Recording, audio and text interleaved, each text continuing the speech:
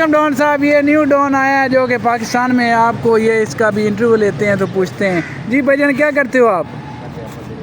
भाईजान क्या करते हो? सफाई करने। कितने पैसे लेने सफाई दे? 12,000 रुपया।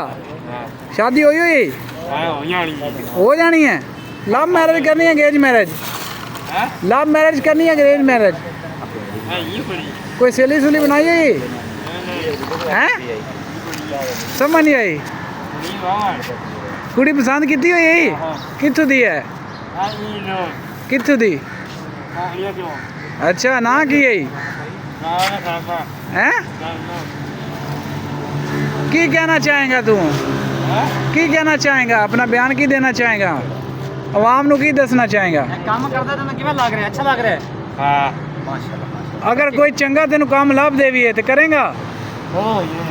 ऑफिस दे विच हैं? शहजाद साहब वाली कुर्सी ते